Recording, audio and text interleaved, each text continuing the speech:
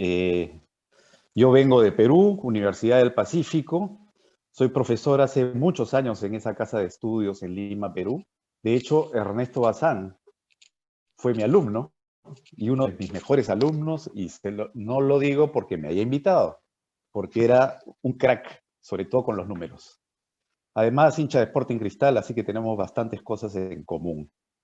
Hoy vengo a contarles un poco mi experiencia en asociaciones público-privadas como funcionario público en Proinversión, que es la unidad de APPs desde hace muchos años en el Perú. Entonces, mi plan es contarles cuál ha sido el marco normativo en el Perú y cuál es el diagnóstico que yo veo en las APPs que empezaron ya hace bastantes años en el Perú y que han tenido un comportamiento irregular y que se han podido sacar lecciones importantes. Luego, hablar de los factores claves de éxito en una APP y a raíz de la ley de APPs en Panamá y su reglamento, me he atrevido a esbozar algunas recomendaciones para que ustedes las comenten. Voy a ir rápido a contarles esta historia para cumplir con el tiempo. Entonces, algunos datos de Perú, ¿no? A nosotros nos ha ido bien en los últimos años en temas de crecimiento económico. Sin embargo, la pandemia nos ha golpeado duro, ¿no? En el 2020 hemos caído 15%, dado el alto grado de informalidad que tiene el Perú. Encierro significa no trabajo, no ingresos, se cae el PBI. Del abril de 2019 a abril de 2020 caímos 40.5%, cuando aquí vemos un comportamiento hasta el 2019 bastante interesante. Otro dato bien importante de la economía peruana es que nuestro crecimiento se basa en la inversión privada, ¿no? Versus la inversión pública. Entonces, 2/3 es inversión privada y 1/3 es inversión pública del total de la inversión en el Perú. Y eso es bien importante porque la inversión privada va a infraestructura, va a minería, va a muchas cosas. Ya veremos por qué. Se nos ha caído en el 2020 horrible y la inversión pública pues ha estado paralizada. ¿Y en qué se ha basado el crecimiento en estos últimos años? Que es algo que está en discusión hoy. Es básicamente en la Constitución del año 93, ¿no? El año en que Alberto Fujimori era presidente de la República. El domingo tenemos elecciones en el Perú, ¿no? Y hay más o menos 6 candidatos que están bordeando el 10%. 2 de ellos van a cambiar la Constitución del año 93. 4 de ellos no han anunciado eso. Y ese sextuple empate, y lo comentábamos con Ernesto hace un ratito, hace que el domingo cualquiera de ellos pueda ganar, porque las encuestas están con margen de error que hace que cualquiera de ellos pueda saltar. Esa incertidumbre es complicada, ojalá que se devele pronto el misterio. Y hay 2 candidatos de izquierda que han decidido bajarse esta constitución, pero veremos qué pasa el domingo. ¿Qué dice la constitución del 93? El Perú es una economía social del mercado. El Estado es regulador, no es empresario. Existe el principio de subsidiariedad. ¿Qué significa eso? Que el Estado no puede entrar en mercados o en sectores donde el privado tenga presencia. Está prohibido, ¿no? Una universidad no puede vender pollo a la brasa para financiarse, porque hay privados que venden pollo a la brasa. El Estado no, una universidad pública, quiero decir, el Estado no puede ingresar en mercados donde el privado tenga interés.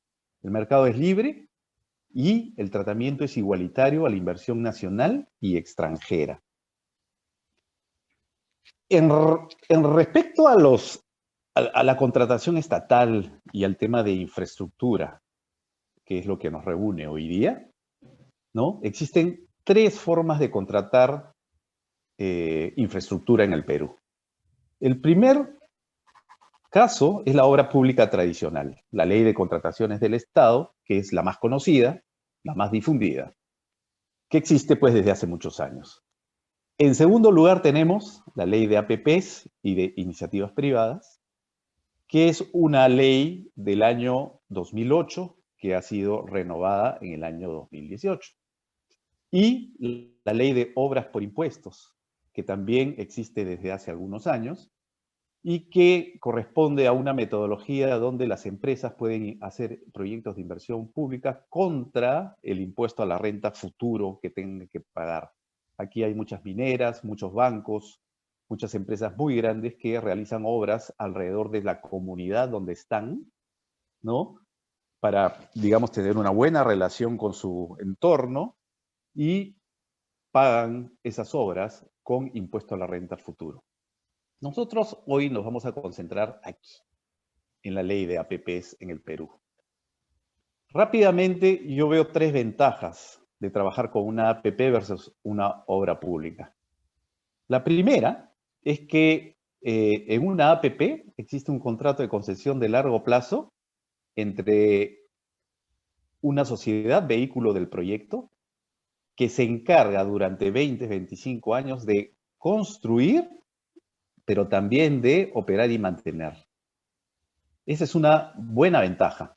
En cambio, en una obra pública tradicional, existe un contrato de construcción y otro contrato de operación y mantenimiento, que a veces incluso lo hace el Ministerio de Línea. Entonces, estos son diferentes, no son la misma empresa. En cambio, aquí sí son iguales, la misma empresa.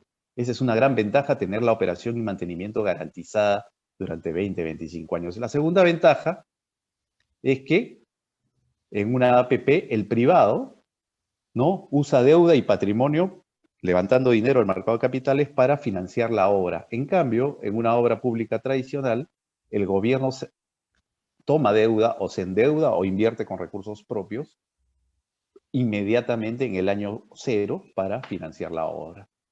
Por último, en una APP, como vamos a ver más adelante, el Estado o el gobierno le transfiere riesgos al privado. En una obra pública tradicional, el gobierno asume todos los riesgos. Entonces, tiene ciertas ventajas teóricas tener una APP. ¿Cómo ha funcionado esto en el Perú? ¿Cuál es el organigrama? En el Perú tenemos lo que se llama una agencia de promoción de la inversión privada llamada Proinversión, que para ustedes sería también la unidad de APP. Luego tenemos la entidad concedente, que puede ser un gobierno, un sector, un ministerio, o un gobierno municipal o un gobierno regional. En el Perú tenemos organismos reguladores, en agua, en telecomunicaciones, en energía, en transportes, que han sido creados ya hace bastante tiempo y que se encargan de vigilar el contrato que firma la entidad con el concesionario privado, ¿no? Entonces, Proinversión es la unidad de APPs, ¿no? Y hay otros actores que siempre están presentes, como la Contraloría General de la República, Economía y Hacienda, que tienen opinión cuando se firma el contrato de concesión. Estos actores, que algunos están en la ley de Panamá, en la ley de APPs de Panamá, tienen un papel bien importante y ya los veremos más adelante. Este es el esquema, en el caso peruano se parece bastante al caso panameño. Entiendo que ustedes no tienen organismos reguladores, pero este esquema sí es básicamente el mismo. Esto existe, miren, organismos reguladores existen desde el año 1992. Y este esquema, Proinversión, que antes tenía otro nombre, también existe desde el año 1994, cuando empezaron las primeras privatizaciones. ¿Cuáles son las fases de una APP de iniciativa estatal? Me parece que ustedes tienen básicamente también las mismas fases. Hay una fase de planeamiento y programación que en el Perú está regido por un Plan Nacional de Infraestructura. Hay una fase de formulación, ¿no?, donde se hace la evaluación técnica del proyecto y se aplican algunos criterios de elegibilidad para saber si la APP funciona como APP y no como obra pública tradicional. Luego tenemos la estructuración, donde se diseña el contrato básicamente y se brinda información al mercado como parte de la evaluación de la bancabilidad. Si el proyecto es bancable, los privados se van a acercar al proyecto, van a comprar las bases y van a estar detrás del contrato de concesión. Luego está la etapa de transacción, donde se suscribe el contrato, se tiene una versión final y todo se publica en la página web de Proinversión, excepto el modelo económico financiero, ya veremos por qué.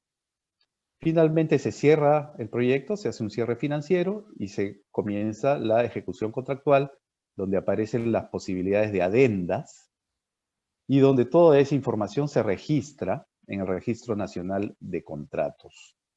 Acá tenemos herramientas que se usan en el proceso y todos los mecanismos de transparencia que si uno entra a la página web de Proinversión los encuentra sin ningún problema. Esos mecanismos son importantes porque veremos que la transparencia es una cosa bien importante para el caso, en general para las APPs.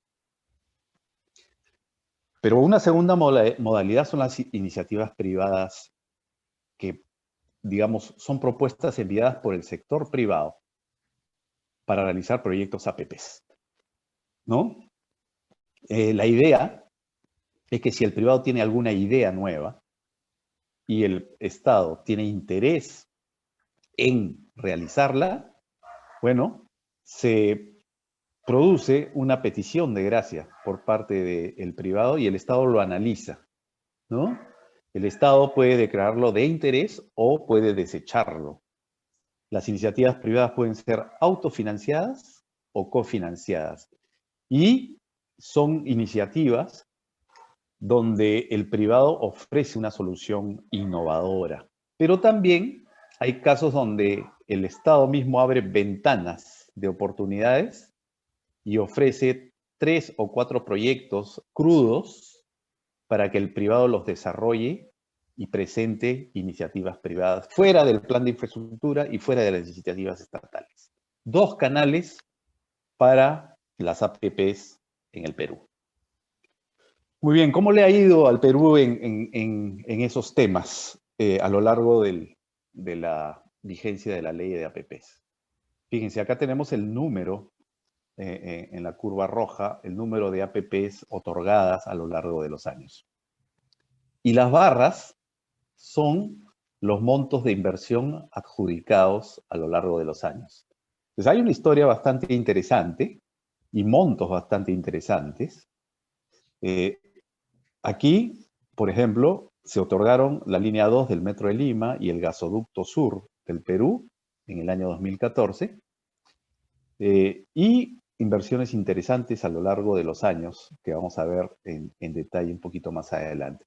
Como ven, a partir del 2016, ¿no?, las APP se han caído en el Perú, producto del caso Lava Jato, ¿no? Y eso ha sido un problema grande que ha afectado duramente las APPs en el Perú. Y estamos, de hecho, en el 2019 también se adjudicó solo un proyecto, en el 2020 uno también, con lo cual ha habido un detenimiento de las APPs en el caso peruano.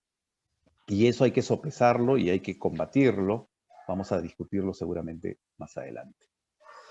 La historia en concesiones de carreteras es bien interesante.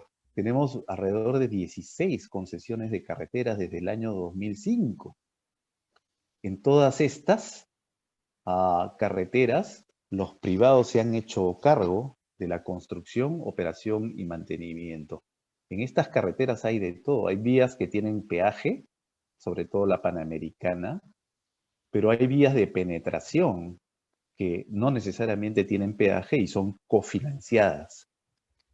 Los montos de inversión, ¿no?, son bien importantes y comprometidos, ¿no?, y que han ido creciendo a lo largo de los años y han cubierto una parte importante de la red vial nacional.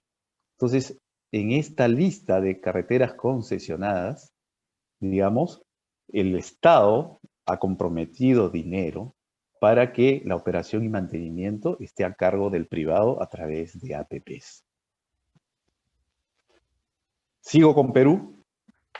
Algunas privatizaciones y concesiones emblemáticas, ¿no? La Compañía Peruana de Teléfonos, el gas de Camisea, minas, ¿no?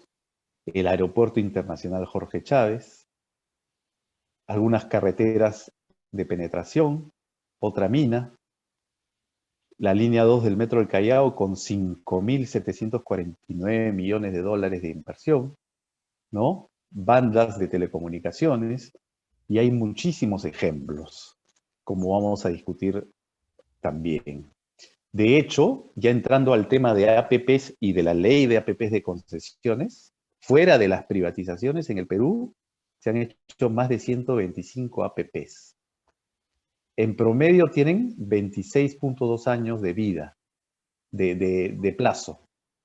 Pero las APPs todavía son jóvenes, están en su primer tercio de vida. Tampoco en promedio, ¿no? 71% de los proyectos son autosostenibles y en cerca del 75% se cobran peajes o tarifas. La garantía de los proyectos, en promedio de los 125 APPs analizadas en un estudio que pronto voy a publicar, es de 56 millones de dólares, pero la mediana es de solo 9.5, lo que hace pensar que hay pocos proyectos con grandes garantías.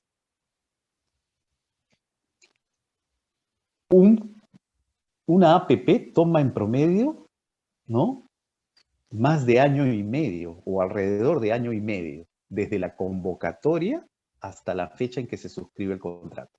Son procesos largos, hay que tenerlo en cuenta. Incluso desde la adjudicación de la buena pro hasta la suscripción del contrato, donde el privado ya hace el cierre financiero, pueden pasar 4 meses.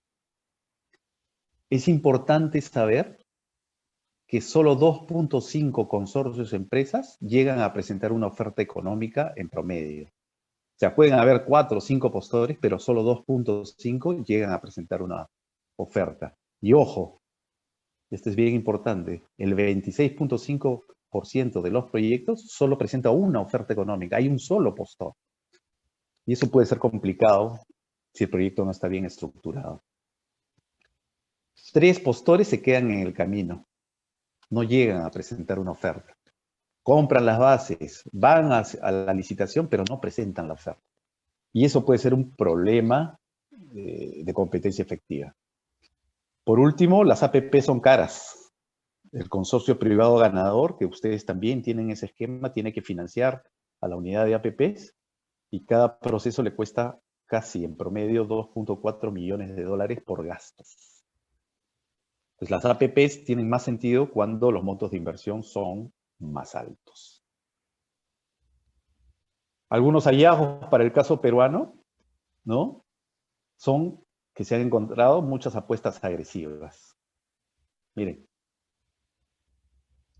diferencia entre el monto máximo y la oferta ganadora. Se van hacia abajo y esto puede ser una apuesta temeraria, ¿no? En diferentes sectores, aeropuertos, irrigaciones, carreteras, plantas de tratamiento, líneas de transmisión. Igual en operación y mantenimiento. Miren, 58% menos que el monto referencial, 46% menos que el monto referencial. Y eso es una característica bien importante y hay que analizarlo con detalle porque pueden ser apuestas temerarias u oportunísticas para llevarse la APP y luego renegociar. Y de hecho, las adendas, las renegociaciones han sido un dolor de cabeza en el caso peruano, ¿no? En el Perú está en el promedio de América Latina, hay que decirlo, pero el 85% de las adendas se han suscrito antes del 5º año. Y eso se explica porque el diseño inicial del contrato ha sido deficitario y no ha permitido la ejecución del proyecto. Entonces ya tienes un buen número de adendas firmados en los primeros años. Y eso es un problema, y ha sido un problema en el caso peruano bastante complicado. ¿Cuál ha sido el principal motivo de las adendas? Obras, porque el expediente técnico del proyecto estaba mal ejecutado, mal diseñado. Los estudios definitivos de ingeniería no existían al detalle. Financiamiento para cerrar el proyecto también ha sido un problema, y este también ha sido un gran problema, el tema de las expropiaciones de los terrenos. Ya cerrando el caso peruano, les puedo decir que este es un tema bien importante que el BID ha estado impulsando en varios países. De hecho, en República Dominicana ya existe también un plan de infraestructura y competitividad, y que nosotros, en el caso de la Universidad del Pacífico, hemos calculado la brecha de infraestructura en el Perú para alimentar el plan. También lo hemos calculado en República Dominicana, ha sido un trabajo bien interesante. Y el Plan Nacional de Infraestructura guía un poco los proyectos. Aquí hay listados 50 proyectos, ¿no?, que tratarían de cubrir esta brecha de infraestructura y que constituyen la base para que el trabajo de la unidad de APP, el ente rector de las APPs, sea más fácil. Escogería dentro de estos 50 proyectos priorizados y no que esos proyectos aparezcan de la nada. La brecha de infraestructura en el Perú, calculada para los próximos 20 años, es de 110.000 millones de dólares, que constituye digamos, un reto bien importante, sobre todo si miramos los sectores, ¿no?, transporte, saneamiento y salud, los que nos han golpeado duro con el tema del COVID. Y esto aparece, pues, en el Plan Nacional de Infraestructuras. Alguna información sobre otros países que también nos puede servir para el caso de Panamá es que en Chile, en Colombia y en Perú, en el caso de carreteras concesionadas, también han habido traspiés. Fíjense, Colombia ha tenido sobrecostos en sus carreteras concesionadas importantes. Recuérdense que Colombia ha pasado por casi 5 generaciones de carreteras. En las primeras concesiones le fue bastante mal, poco a poco se han ido corrigiendo estos, pero tenemos importantes sobrecostos en Perú e incluso en Chile. Los plazos promedios de construcción se han incrementado también en un porcentaje importante en cada uno de los 3 países. ¿Y qué decir de que el 67% de concesiones en Perú han tenido sobrecostos y el 75% en el Perú han tenido sobreplazo? Y ese no es un problema solo de Perú, sino también de Chile y Colombia, que uno diría que presentan unas buenas prácticas en APPs. Esto está, ojo, bastante detallado en una publicación que acabo de sacar para el BID y que está en la web, recientemente publicado hace 2 o 3 días, sobre estos temas, que se los comparto sin problemas a través de Ernesto. Ya terminando, tenemos que las renegociaciones, ese es un estudio de Eduardo Vitrán, un chileno, que tampoco son ajenas en el caso de carreteras para los 3 países analizados, Chile, Colombia y Perú. Han habido muchas renegociaciones y eso hay que, de alguna manera, evitarlo o reducirlo al mínimo posible.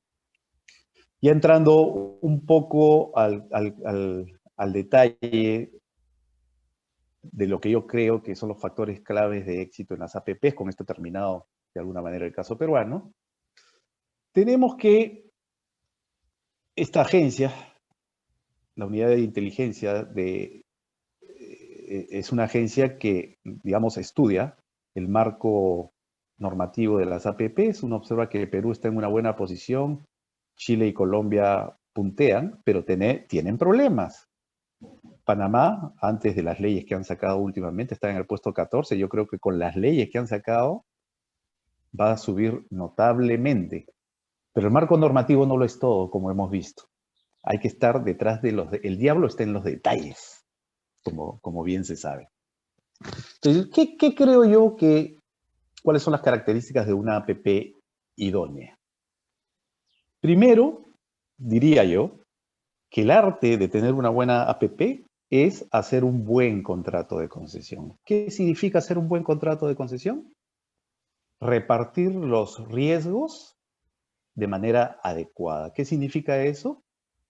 Darle el riesgo a quien mejor lo pueda manejar. Al privado hay que darle, en la medida de lo posible, los riesgos que mejor maneja. El riesgo de demanda, el riesgo de construcción, el riesgo de operación, el riesgo de financiamiento, según sea el caso, ¿no es cierto? Porque los maneja mejor, tiene mejor capacidad. Eso lo aprendió el privado. En cambio, el Estado puede asumir los riesgos de expropiaciones, los riesgos políticos, los riesgos legales y regulatorios, los riesgos de la economía en sí mismo, ¿no es cierto? Y hay algunos riesgos que son compartidos, como el riesgo geológico o el riesgo de diseño. El arte de tener una APP idónea significa repartir los riesgos de manera adecuada. Las APPs se hacen, o el privado las acepta, cuando yo le traslado riesgos que puede soportar. Pero tampoco se trata de trasladarle pocos riesgos. Hay que darle la mayor cantidad de riesgos posibles de manera que el proyecto sea bancable. Otro aspecto importante es el régimen económico tarifario. Hay que pagarle al privado lo que construye y lo que opera, no solo con tarifas, en algunos casos el Estado lo va a tener que pagar, pero la forma de pago debe estar vinculada a la disponibilidad del servicio, no a hitos de construcción, no a tiempos, a disponibilidad de servicio desde mi punto de vista. Las revisiones tarifarias que aparezcan en los contratos deben ser claras, deben ser muy claras, y eso debe estar estipulado claramente en el contrato. Creo que debe haber una cláusula de equilibrio económico-financiero cuando hay aspectos de fuerza mayor que alteran los costos y los ingresos del concesionario. Y debe estar completamente estipulada para darle seguridad al privado. Si esto no está, los privados no van a venir a una APP en ningún país. Del mismo modo, tiene que haber un mecanismo de solución de controversias internacional, porque de otra manera, creo que los privados no van a venir al país. Y un tema bien importante que no está en el caso peruano, es que a veces, cuando se diseñan APPs, el privado comienza a tener ganancias extraordinarias, más de lo que esperaba. Y está bien, ellos asumieron el riesgo de demanda, pero el Estado debe tener la posibilidad de compartir ganancias extraordinarias con el privado. Y eso es bien importante y genera, de alguna manera, una buena relación con la ciudadanía, ¿no? O sea, si estás ganando tanta plata, compártela con el Estado. ¿De acuerdo? Estos son algunos aspectos. Ahora, entrando al caso de Panamá, yo voy a decir algunas cosas. Espero que lo tomen a bien, porque claro, yo no conozco en detalle. Se ha creado un ente rector de APPs que viene a ser como el gobierno de las APPs, ministros de Estado, igual que en el caso peruano, y que me parece bien. Pero esta Secretaría Nacional de APPs es la clave del éxito. Debe ser la única dueña de la pelota. Hay que darle empoderamiento, ¿no? El secretario nacional de APPs debe ser una persona que no se le pueda remover de su cargo así nomás. ¿De acuerdo? Entonces, debe ser quien maneje la pelota, no debe estar influido por aspectos políticos. Y allí hago un par de comentarios. La entidad concedente puede ser un ministerio, un ministerio de transportes, por ejemplo, que nombra una comisión evaluadora que trabaja con la Secretaría Nacional de APPs. Esta comisión evaluadora está dentro de la entidad concedente. Eso no sé si sea bueno o malo. Si bien conocen el proyecto, En el Perú, por ejemplo, la comisión evaluadora es nombrada por el secretario nacional de APPs y es, entre comillas, más independiente. Una cosa que pongo sobre la mesa. En segundo lugar, el origen proyectos de las APPs puede ser alimentada por el Consejo Consultivo, que está en la ley de ustedes. ¿No sería mejor tener un plan de infraestructura y de allí tener los, no sé, 50, 60 proyectos rankeados, ¿no? Y a partir de eso, escoger o trabajar con las APPs? Porque de aquí pueden salir proyectos que no necesariamente son prioritarios. Y ese puede ser un tema importante. Luego,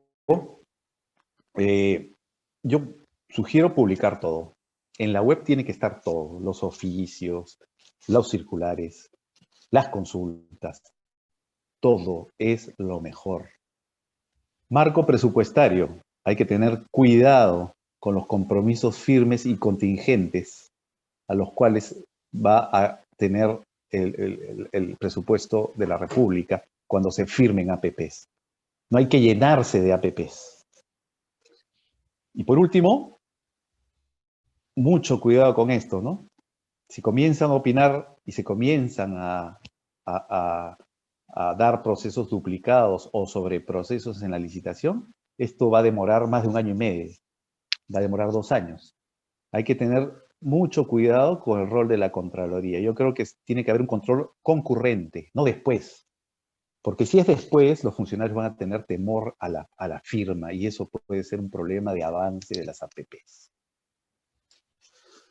Creo que Panamá tiene que avanzar con un modelo estándar de contratos que existe en Perú y en Chile, adecuado a su realidad. Tienen que haber algunos lineamientos de asignación de riesgos que ya existen en Perú y en Colombia. Normalmente algunos riesgos van al privado y otros van al sector público. Hay que ver caso por caso, obviamente. Creo que Panamá se debe adelantar al tema de las expropiaciones en los contratos, que ha sido un dolor de cabeza en Perú, en Colombia, en Chile. Hay que entregar las obras, hay que licitar las obras con rutas críticas de expropiaciones de terrenos ya resueltos. Si no, se vuelve un cuello de botella, adendas, renegociaciones, problemas. Como ustedes no tienen reguladores en los sectores donde va a haber APPs, la entidad contratante va a vigilar el contrato y va a ser juez y parte, porque las partes son la entidad estatal y el privado, pero tiene que haber un tercero neutro que vigile esa relación. Eso lo hace el regulador, pero donde no hay regulador, tiene que pensarse en alguien neutral. Adendas. He visto que en el reglamento están bastante detalladas y me parece muy bien eso en la ley de Panamá. Y por último, algo que adolece en muchos países, y con esto ya voy terminando, es que no hay evaluación ex post de APP en el Perú. Háganlo. Porque hacer APPs tiene que significar acumular experiencias y hacer evaluaciones ex post que existen en varios países. La última lámina, me atrevo a recomendar roadshows internacionales para que haya más competencia. La idea es traer empresas grandes de países gran desarrollados. Ese es el objetivo. Transparencia, más transparencia y más transparencia. Empoderar a la Secretaría de APPs. Limitar el número de adendas, conforme lo han hecho en su reglamento. Y no burocratizar el sistema, ¿no? Menos actores posibles es mejor para aliviar el proceso, que de por sí es complicado.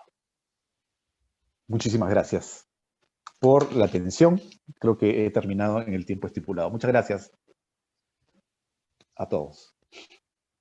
Gracias, Popo. Muchas gracias. Voy a dejar de compartir.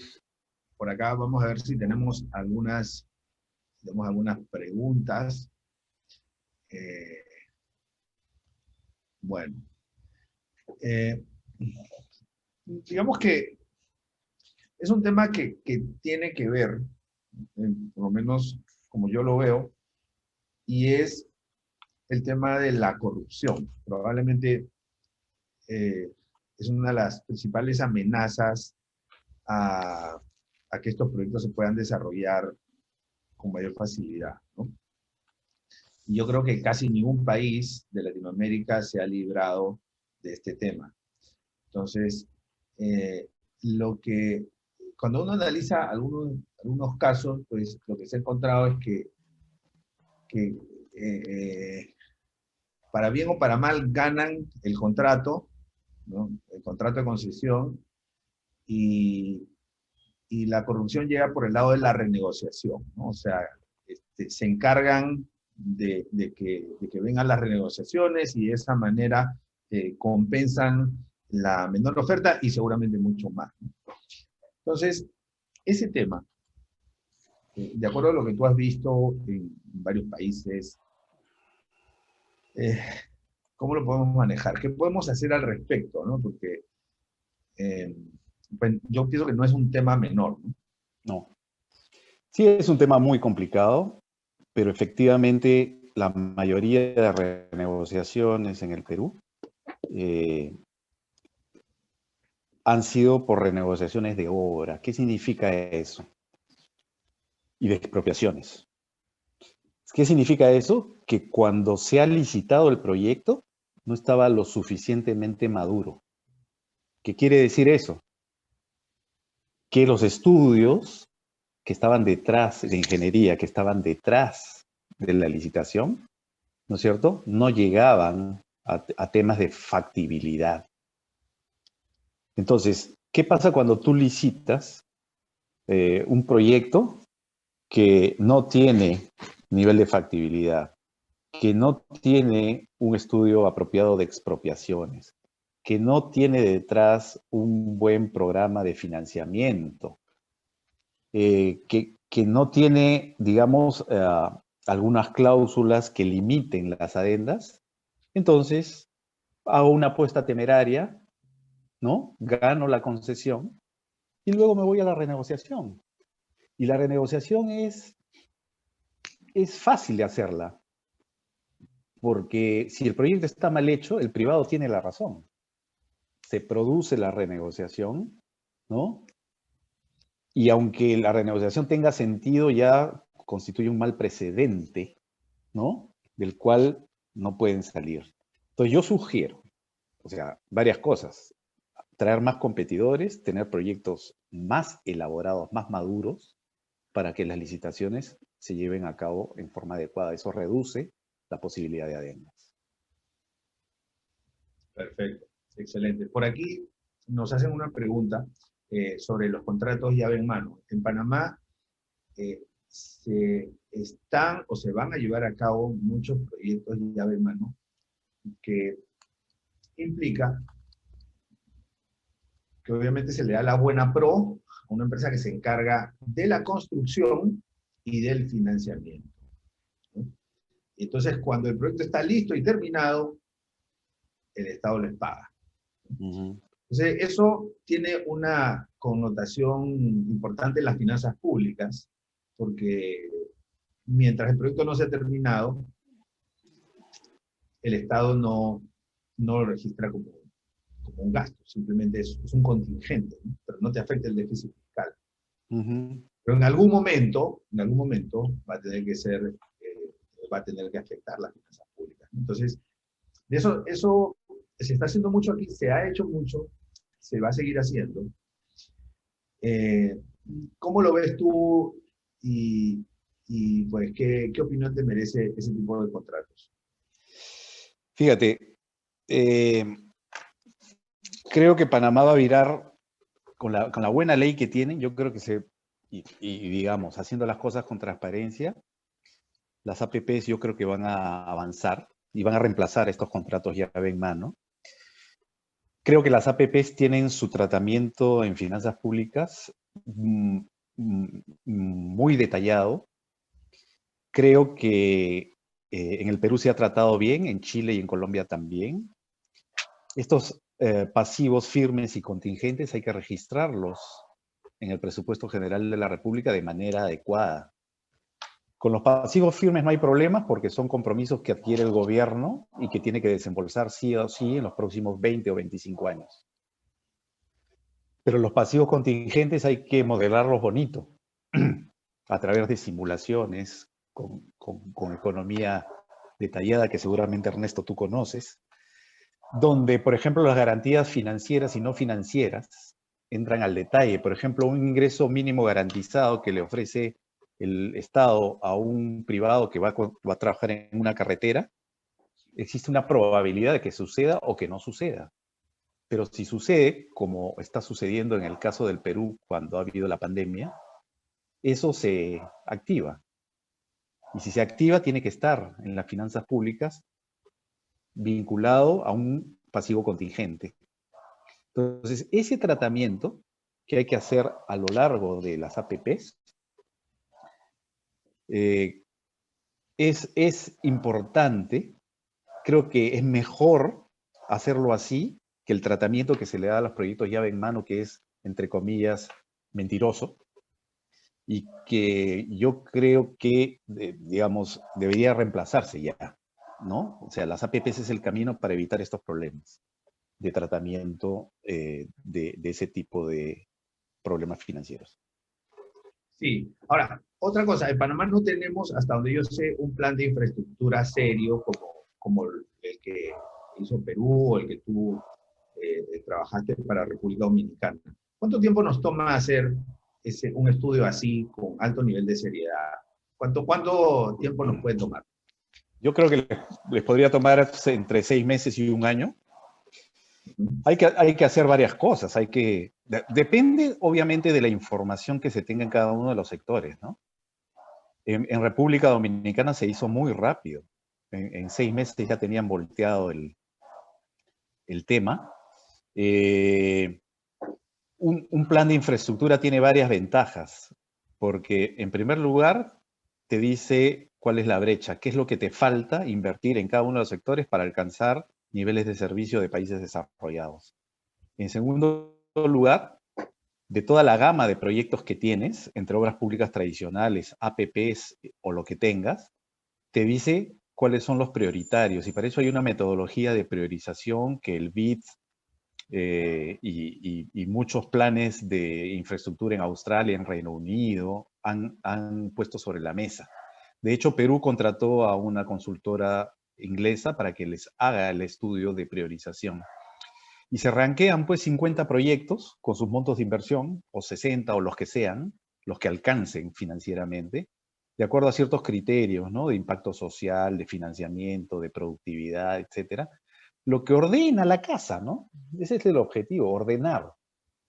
Y no que viene una empresa grande, pone un proyecto de iniciativa privada, hace su lobby, se va a Proinversión o a la Secretaría de APPs y logra que su proyecto entre en el pipeline, que se licite y gana, porque es una empresa grande. Entonces, un proyecto sacado de la nada no es lo mismo que un proyecto sacado de un plan de infraestructura. En República Dominicana se hizo rápido, en Perú se hizo rápido, en países desarrollados existe, en Chile también existe. Entonces yo creo que sería una buena cosa para ordenar la casa en Panamá. Me parece, me parece. Y otra cosa, digamos, una de las iniciativas que en Perú ha empezado a funcionar bien, por lo menos no he escuchado malas noticias, es obra por impuestos, ¿no?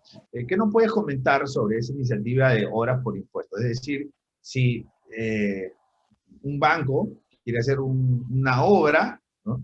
Entonces invierte y eso lo deduce, digamos, el monto de inversión de los impuestos que va a tener que pagar. O sea, cuéntame un poquito o cuéntanos un poco sobre esa iniciativa y cómo le ha ido a Perú con esa ley.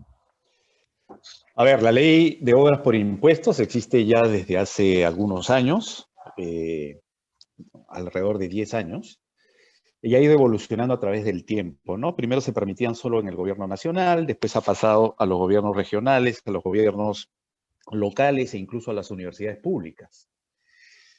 Se trata, como bien has dicho tú, Ernesto, de que la empresa privada se interesa junto con el gobierno regional, por ejemplo, de una obra de inversión pública en una localidad, ¿no?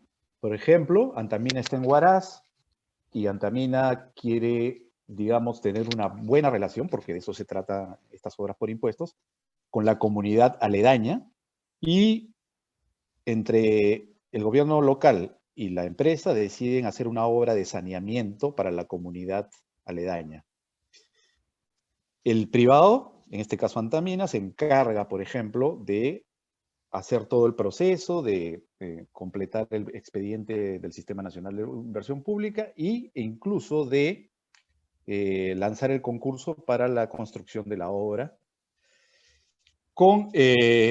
Y para eso tiene que llenar una serie de requisitos, dentro de los cuales está que tenga espacio en el impuesto a la renta futuro que va a pagar en los próximos años para poder financiar la obra. Entonces el privado financia la obra con su dinero, la obra se construye, incluso se puede operar y mantener por 1 o 2 años y luego lo entrega a la comunidad. Entonces tenemos el banco de crédito, que es un banco grande, haciendo obras en provincias. Tenemos mineras haciendo obras de ese tipo en las localidades aledañas. Tenemos empresas de hidrocarburos trabajando en poblaciones vulnerables. Y tenemos también empresas financiando laboratorios de investigación o construyendo laboratorios en universidades públicas, lo cual ha resultado en un mecanismo interesante, ágil, pero que no alcanza grandes montos de inversión, como comprenderás, porque hay un límite del impuesto a la renta. No es el impuesto a la renta de los próximos 10 años, tiene un límite. Y por supuesto es apropiado para manejar obras que tengan alto impacto social, pero de poco monto. Entonces eso ha tenido una expansión bien interesante, se ha usado mucho en el Perú y constituye un alivio o un apoyo para cerrar la brecha de infraestructura, ¿no?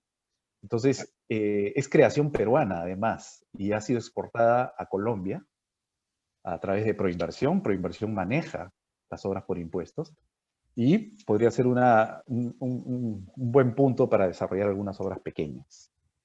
Claro, sobre todo porque la principal ventaja que viene a tener la entidad privada es una mejor relación con la comunidad.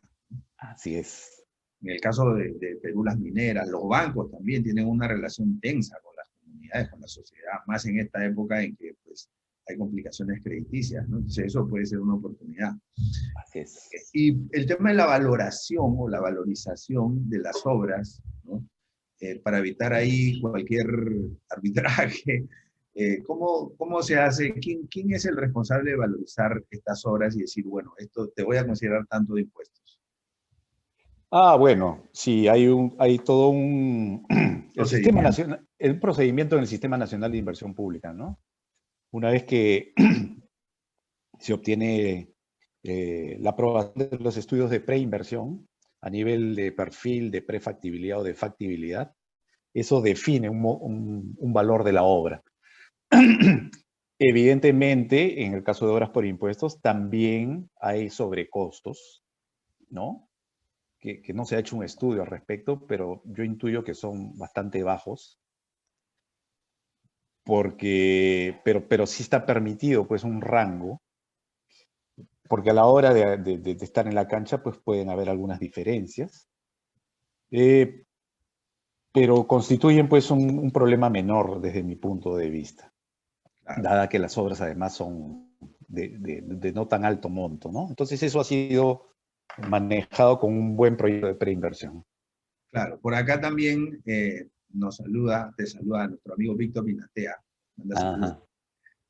y nos dice, ¿no? Que, pues obviamente, la probabilidad del sobreplazo, que es una situación, o las extensiones de plazo, que son situaciones habituales en los proyectos de inversión, en el caso del privado es menor, o sea, igual puede haber un sobreplazo, pero es menor porque él tiene que estar apurado en terminar su proyecto para que la lo aplauda, ¿cierto? Así es, entonces, correcto. Y lo otro es la corrupción, porque es muy probable de que el mismo privado tenga una corrupción interna, ¿no? Porque para eso tiene todo su sistema de contraloría y su sistema de auditoría y sus controles internos. Entonces, eso pues obviamente hace de que sea más eficiente a nivel privado y también a nivel público, ¿no?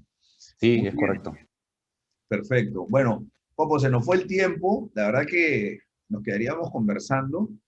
Te agradezco muchísimo, te felicito por la presentación magnífica, te agradezco por todo toda esta información que nos has dado y por compartirnos tu visión.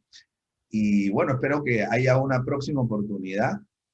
Así que Encantado. muchas gracias, saludos por la Universidad del Pacífico.